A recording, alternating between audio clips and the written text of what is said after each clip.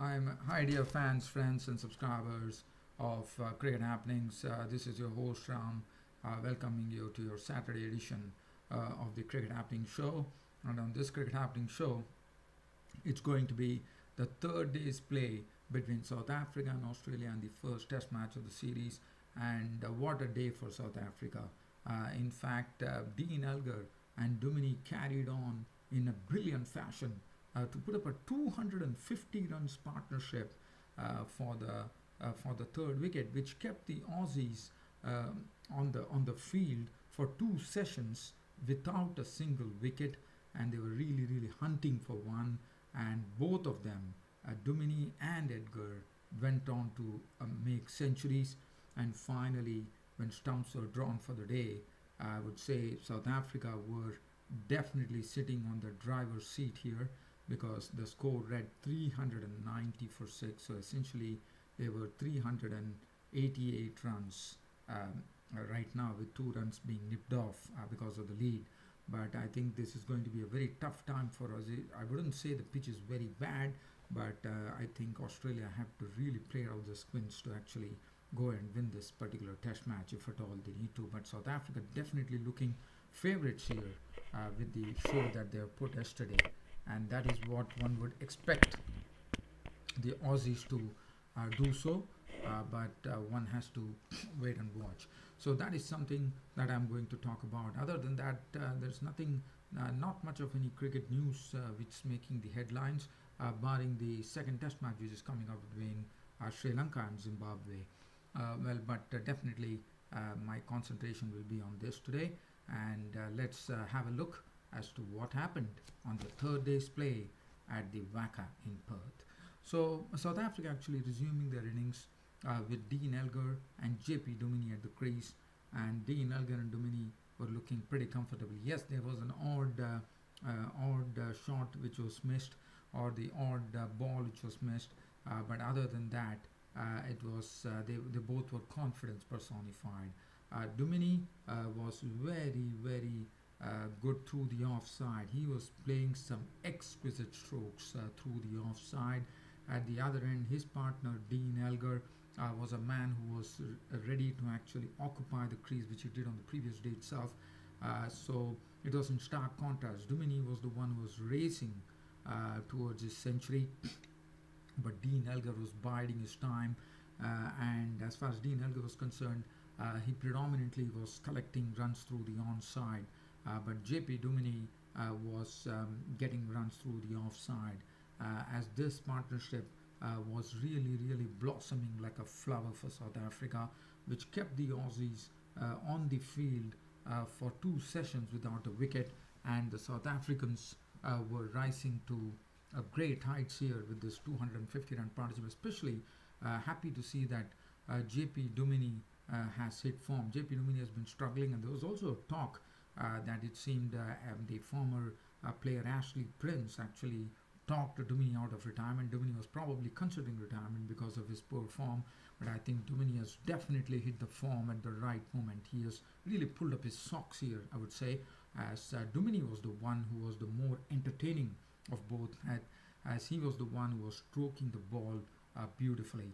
And this partnership kept on going, and the Aussies went wicketless till for two sessions. But after tea, the Aussies finally got a breakthrough, and they managed to actually break this partnership. It was done by Peter Siddle, as Peter Siddle got a ball which went away from him, and Duminy actually edged the ball into Neville's hands behind the sticks. And what a relief for the Aussies, as the first wicket fell with the South African score on 295.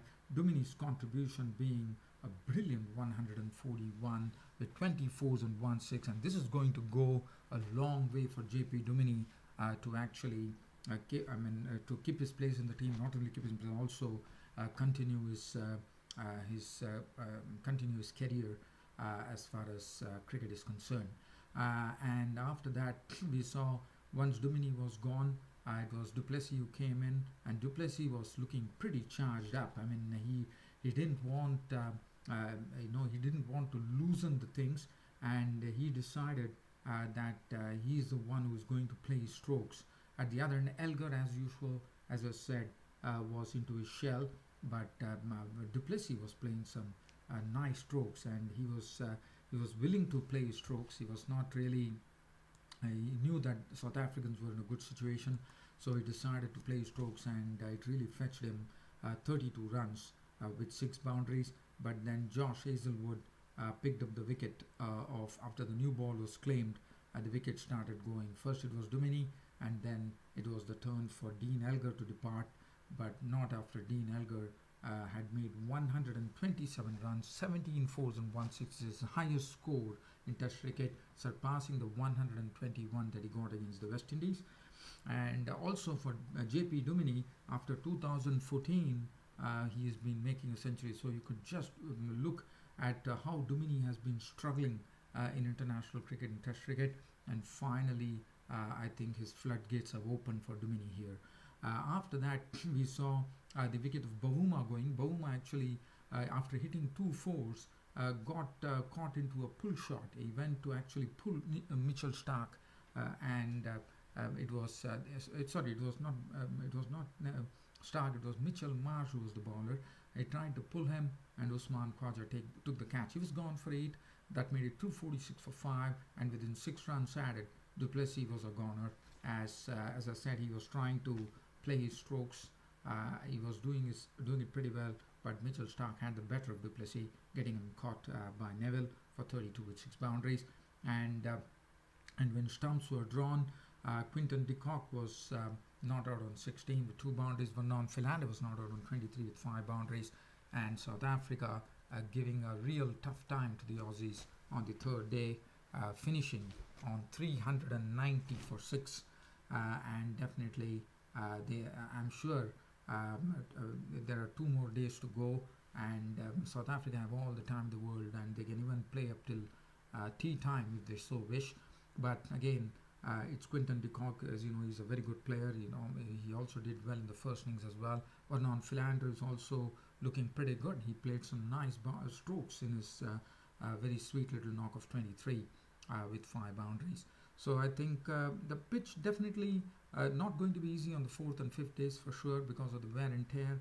And but I think Australia have their task really cut out. But all in all, I think we are having a very good beginning to the Test series between Australia and South Africa. As far as the bowling is concerned, it was Mitchell Starc who had 27 overs, 7 maidens, 99 runs and 1 wicket to Mitchell Starc. Josh Hazlewood 32-10, 97-2.